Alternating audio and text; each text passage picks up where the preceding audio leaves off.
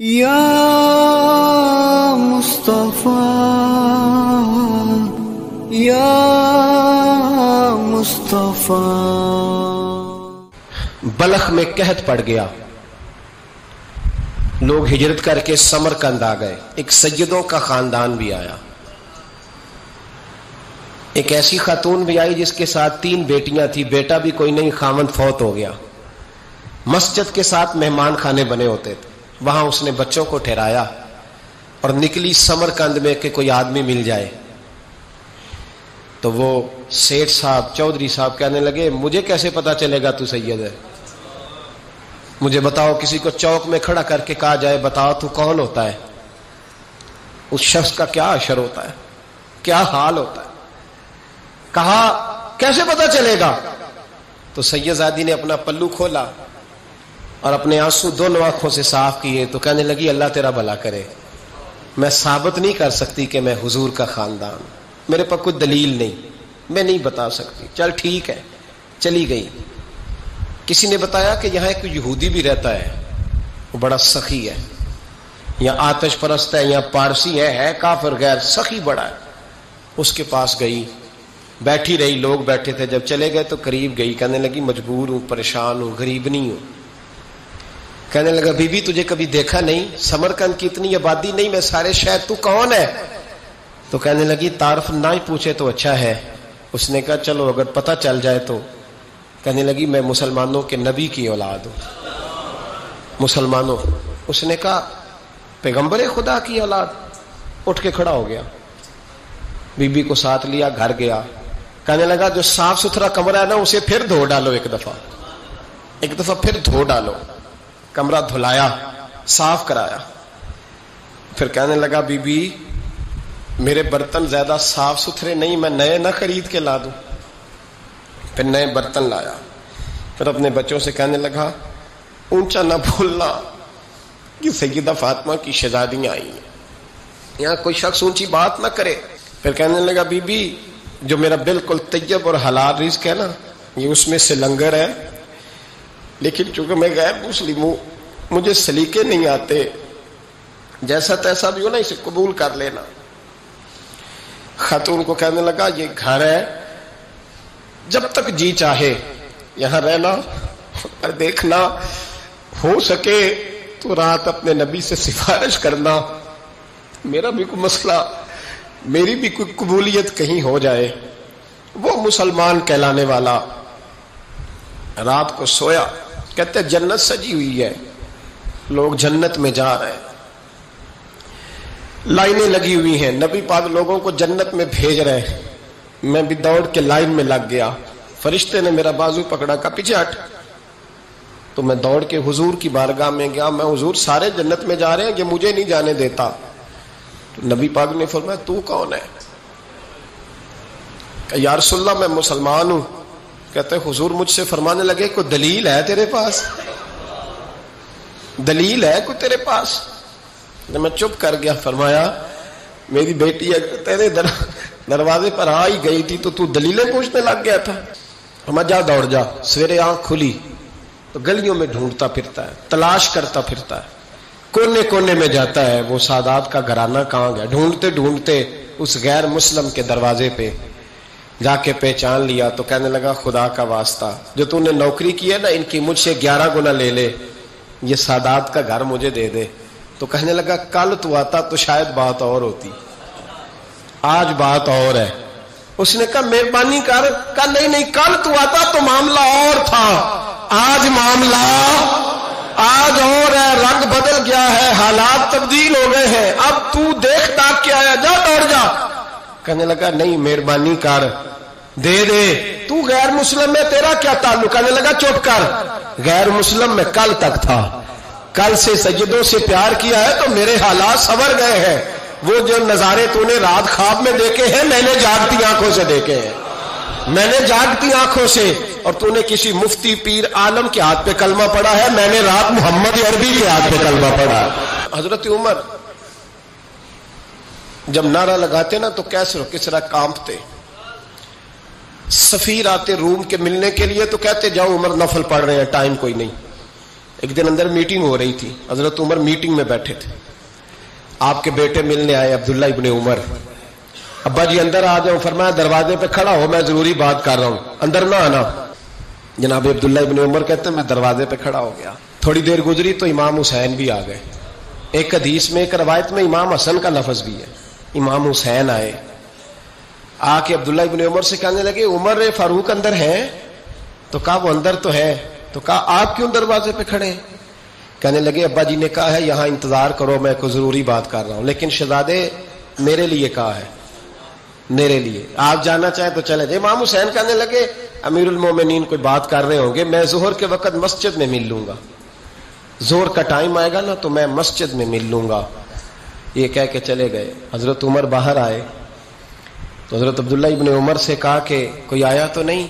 عرض کی حضور حسین ابن علی آئے، حسین ابن علی۔ تو کہا اندر کیوں نہیں بھیجا؟ کہا میں نے کہا تھا بے شک چلے جائیں، لیکن وہ کہہ رہے تھے کہ میں ظہر کے وقت مسجد میں مل لوں گا۔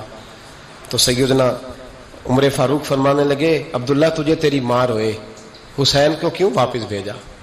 پھر عمر دنیا داروں کے سامنے ڈٹنا، کھڑا ہونا عمر پہ ختم ہے، لیکن جو اندر کی بات ہے نا، روح کی، جو عقیدت کی بات ہے، جو وفا کا رشتہ ہے، اس کو کون سمجھے؟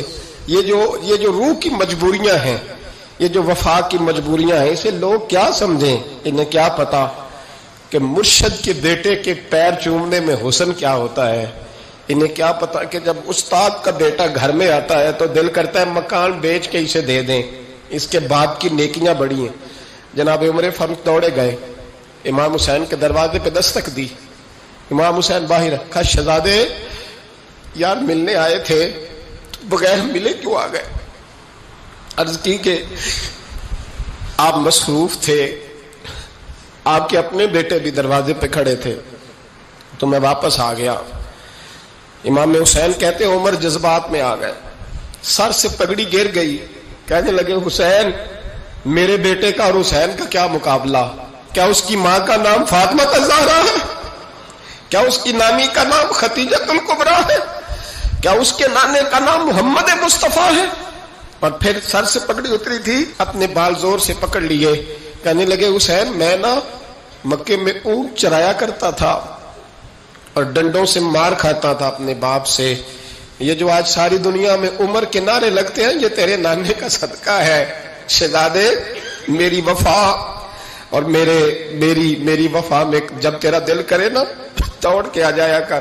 عمر تو لوگ ایک دن امام حسین نے آ کے نا جناب فاروق اعظم سے کہا، خطبہ دے رہے تھے بچوں کی طبیعت شروع میں، پتہ نہیں کیا بات آئی امام حسین کے دل میں، کہنے لگے عمر نیچے اترو، یہ میرے نانا کا منبر ہے۔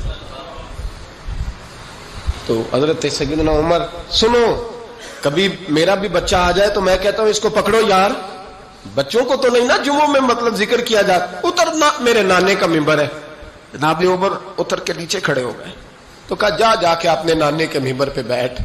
تو حضرت عمر رو پڑے، کہنے لگے شہزادے میرے نانے کا منبر ہی کوئی نہیں ہے ہی نہیں، یہ منبر یہ مصلی یہ تیرے نانے کی شان ہے، میرے نانے کا کوئی منبر نہیں، تیرے ہی نانے کا منبر ہے۔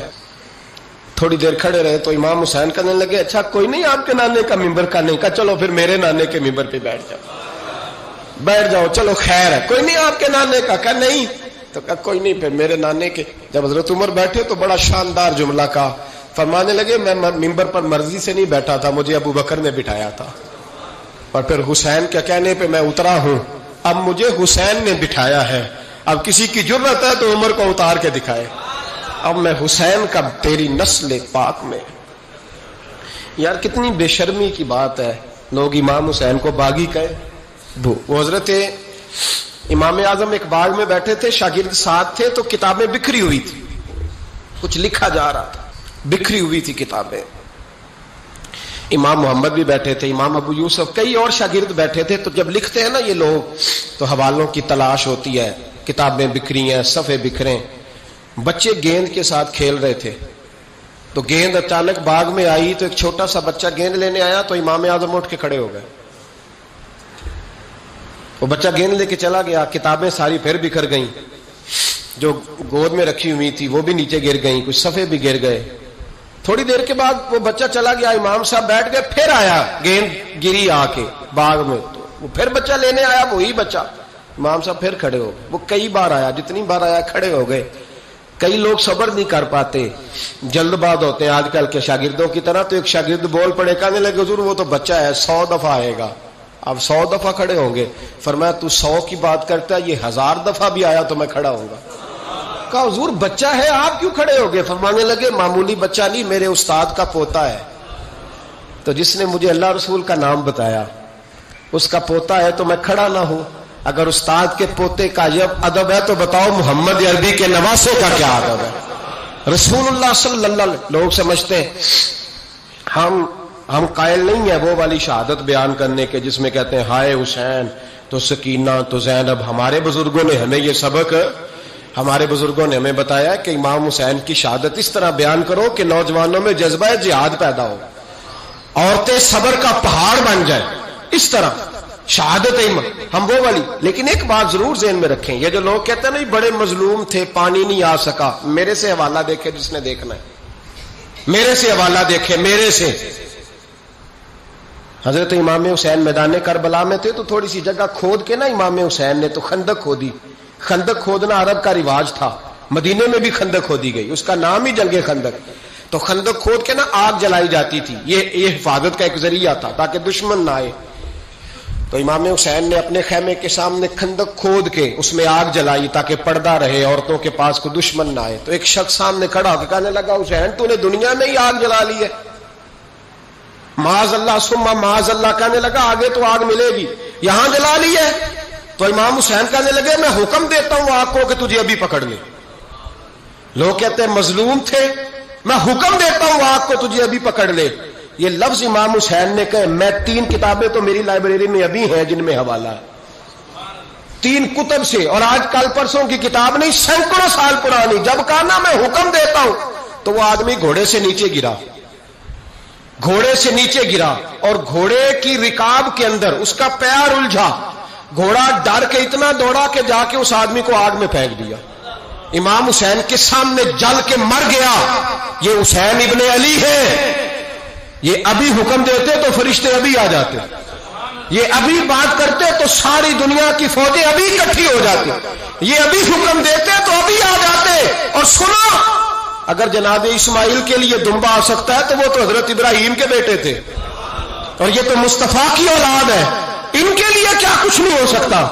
لیکن امام حسین نے پسند کیا تھا کربلا کے جہاد کو، اس کو پسند کیا تھا مولا علی نے، وہ اپنی پسند پہ تھے۔ کوئی آدمی اس طرح نہ بیان کرے کہ بڑے مظلوم تھے تو بڑی مشکل میں تھے تو بڑا روتے تھے بڑے، اور کوئی شخص ایسی بات، یہاں تو تماشا لگ گیا ہے، تماشا لگ گیا ہے۔ ایک وہ ہے جو آج کل کہہ رہے ہیں بس جی وہ تو 2 شہزادوں کی جنگ تھی، انہیں بھی شرم نہیں آتی، اور ایک ممبروں پہ چڑھے ہوئے ہیں، چہرے پہ داڑھی کوئی نہیں، سر پہ ٹوپی کوئی نہیں، بازاری سا انداز ہے، کبھی دوڑ کے ادھر جاتے ہیں، کبھی بھاگتے ہیں، کبھی کہتے ہیں اونچا بولنا، پیروں پہ کھڑا ہونا، یہ لوگ بیان کریں گے امام حسین کی بات، یہ لوگ بیان کریں گے۔ بیبیوں کے مصائب پڑھ رہا ہوں، وہ اور بیبیاں ہوتی ہیں جو ہائے ہائے کرتی ہیں، واہ ویلا کرتی ہیں، یہ میرے نبی کا خاندان ہے، یہ میرے نبی کا خاندان ہے، نبی کا خاندان۔